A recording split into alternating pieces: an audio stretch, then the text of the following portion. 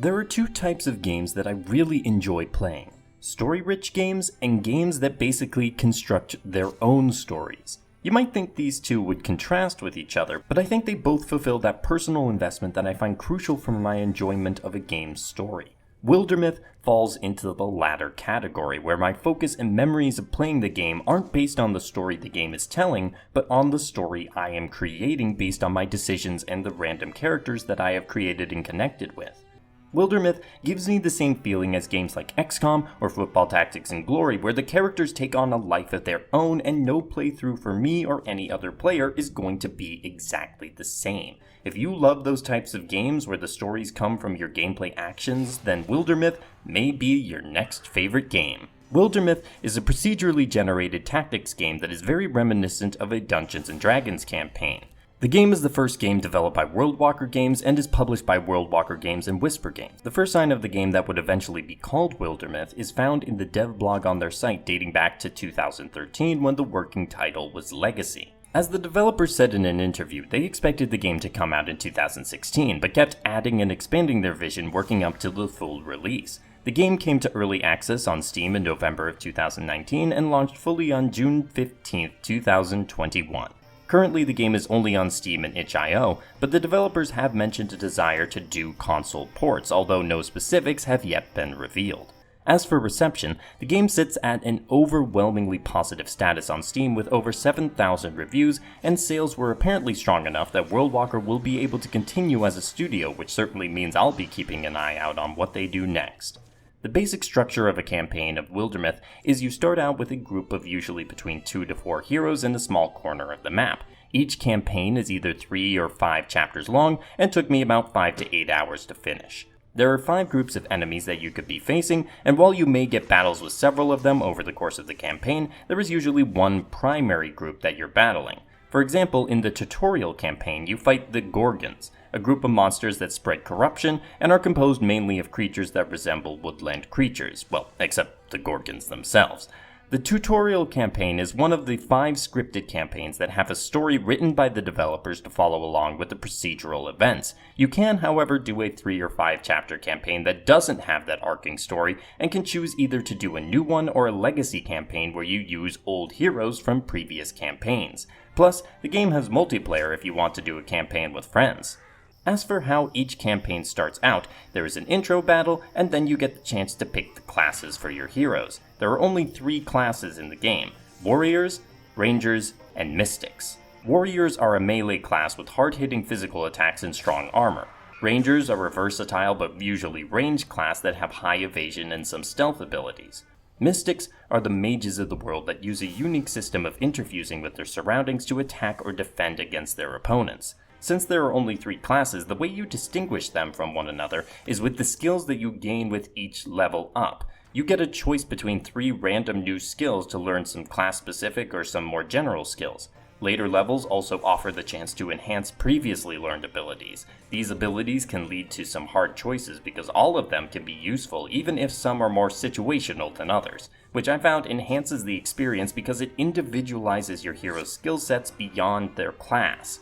Battles are conducted in a turn-based manner with all your units and allies moving first, followed by all the enemy's forces. Each attack has a set chance to hit and a damage roll, akin to a game like XCOM, but they can be blocked or dodged depending on those stats. For most battles, the objective is to defeat all enemies, but there are occasionally escape maps or destroy a particular boss or object maps. The mission variety isn't great, but map variety, and especially enemy variety, is what serves to spice up each battle. Tactically, although the game is fairly simple, the variety of abilities and foes means you do need to concentrate and make some savvy plans to conquer the toughest foes, especially at the highest difficulties. The game does feature permadeath, but you actually get some options if one of your heroes reaches 0 health. You can either have them take a permanent disfigurement but keep them alive, allow an ally to swoop in and take that disfiguring blow themselves, or have your hero die but go out in a blaze of glory, dealing massive damage to the foe that struck them down. Either way, it adds to your story and legacy and helps build the bonds between you as the player and your heroes on the field. Wounded heroes keep their wounds once they leave battle and need time to heal up, which you can give them as you work on the broader strategy on the world map. After the completion of a battle, you return to the world map and have several actions you can perform on the larger strategy menu. First off, scouting new territories is necessary to stop whatever plans your enemies are engaging in, along with expanding your reach to new towns and lands. After scouting a tile, there will usually be a battle for control of the territory, followed by you securing the territory to increase your influence over the land and gain greater rewards at the end of each chapter. Sometimes you can also build a station that gives resources, or there will be a town where you can recruit new heroes. For some of the territories that include battles, the area will also be infested, shown visually with dark thorns covering it on the map. These infestations increase the strength of the enemies in the territory, so you can either take the time to patrol and remove the infestation, or try and take on the enemies as is and save some time. Lastly, certain territories are inaccessible with the current paths on the map, so you'll need to build a bridge or carve a pass to reach them. The grand strategy isn't extensive, but it does give you quite a few ways of tackling the campaign events and forces you into making some tough choices. Most of the campaign requirements don't have time limits, but there is another reason to move quickly to defeat the chapter goal, and that is the counters at the top of the screen. The first counter, when it reaches 0, allows each enemy group to draw new cards called calamities, increasing your foe's variety and abilities. You can stop these using your legacy points, which are also used to recruit heroes, but eventually your foes will advance and push you in new ways. The other counter, though, cannot be stopped, and once it reaches 0, an incursion will occur. The incursions will start from one of the enemy-controlled territories and slowly advance into your territories, destroying settlements and stations that stand in their way. You can build up a territory's defense to help hold them off, but it is usually best to make a stand in one of those defended territories so the incursion doesn't sweep through your lands. If you do make this stand, you can fight with all the heroes you have in your party, along with some basic villager units to help shore up your numbers, instead of the standard maximum of 5 heroes in other battles. You will then enter a map where you need to clear out all enemies, but the enemies will be getting a couple waves of new units as you battle. It's a tough battle, but with all your allies, you certainly can prevail.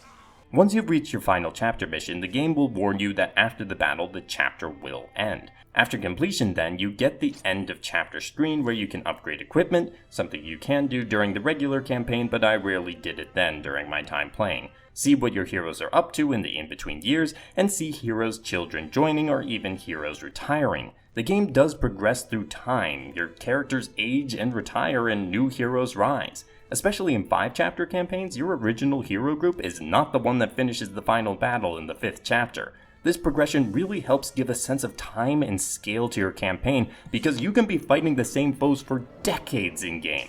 Upon completion of the campaign, all of your heroes will be entered into your legacy for use in future campaigns along with their elemental weapons. You can really accumulate heroes over the course of the campaigns and also promote heroes through legacy ranks from folk hero to the top rank of Mythwalker, which allows them to maintain more of their skills campaign to campaign. That brings us to the procedural generation and how vital it is to the feeling and story of the game.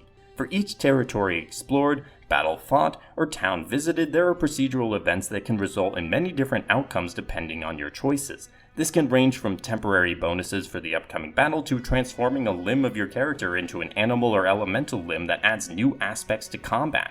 You can even get pets from these events. The game also generates relationships between the various characters.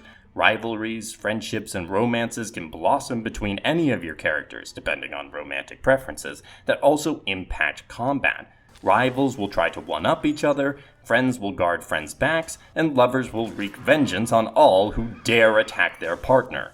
These aren't the deepest relationships, but seeing them develop and also getting gameplay bonuses from them is great. One of the main things with the procedurally generated stories is that your choices have consequences and will transform your characters over the course of the campaign. That's a hard feeling to capture for most games, and Wildermyth does it really well. While procedural generation is the foundation of the game, Wildermyth also offers opportunities for creativity depending on your preferences. You can edit any names, faces, and personalities for the characters before and even after you recruit them. The game is also inclusive, allowing for non-binary heroes and various romantic preferences, although it does seem like the default is always on the gender binary and straight, so you have to manually change it if you want to reflect real-life identities more. There also appears to be options for creating your own procedural events, although I haven't tried my hand at doing those. The developers are highly encouraging of player creativity, from the options they give you in the game to their support of the small but devoted modding community, mainly giving us more options for faces and hairstyles, which I'm all for. Due to this, the game has a shelf life beyond what it would have if editing and creating tools for the players were more limited. Before I go on to how the game looks and sounds, I want to remark on the wide range of enemies and challenges you will face in each campaign. The 5 enemy groups are very distinct, from the more magic-based Thrixl to the deepest cultists. They all have varied abilities on their units. Depending on who you are facing, your strategies will need to change not just campaign to campaign, but battle to battle. And some of the enemies you will grow to dread when they reveal themselves on the map. As I mentioned earlier, the game has various difficulty modes, and I played every campaign on the standard one, which gave a decent but not overwhelming challenge. I did try the step-up difficulty for a campaign, and it wrecked me. So if you're looking for a challenge, the game is prepared to answer that call. Best of luck to those who wish to embark on such a demanding excursion. In addition to being fearsome opponents, the various foes have quite unique designs as well, most of which are scary and intimidating, but some of them are almost cute. The human designs are less varied, but with mods you can certainly add in that variety if you so wish, and the transformation certainly will do that for you. In battle, the space is laid out in a pop-up storybook style, sort of like a strategy medieval version of Danganronpa. Side note, now I want a Danganronpa strategy game. While the maps aren't intricately constructed, the environments work really well, from dungeons to forests, and the 2.5D art style has been shown to really work recently, and Wildermyth takes advantage of it magnificently. I can understand if some people would want a more realistic animation or art style, but I think Wildermyth's art is extremely charming and the battle animation was nice. The procedural events outside of battle are done like a picture book, although the panels are sometimes asynchronous depending on the dialogue, but it's still easy to follow. One detail I liked for these events was that they all had the title and author's name of the event in the corner, plus the writing was nice and gave a mystical feel to lots of the scenes and the world. The UI is easy to understand out of battle and mostly good in battle, although there can sometimes be confusion about interfusing with the mystics and their powers. Finally, since there is no voice acting in the game, we come to the soundtrack, which is mostly somber and pensive. No over-the-top battle themes, these are just regular folks struggling against monsters and living their lives. The soundtrack is supposed to get a full separate release at some point, but at the point of making this video, it is not out yet, so I went with just background noise from the game itself for this video. The presentation of the game cultivates a tight-knit adventure storybook feeling that I really enjoyed throughout my many journeys through the yondering lands. There really is not another game like Wildermyth out there right now, a game that embraces the potential of generated storytelling in a medieval setting while also putting tools in the player's hands to influence those tales along the journey. The tactical battles are fun, the art is unique, and the campaign's surprisingly thoughtful and well written, especially the final two. Wildermyth has almost endless replayability, and I would love to get the chance to try out its multiplayer at some point. If this video has piqued your interest, I think you would be well served giving the game a try, as it is an excellent game in all aspects. Also, if you enjoyed the video, a like, comment, share, or all of the above really helps the channel defeat the incursion of the YouTube algorithm. If you want to keep up with me and the channel, consider subscribing as well. It is completely free. Either way though, I hope you have a great day, and happy gaming.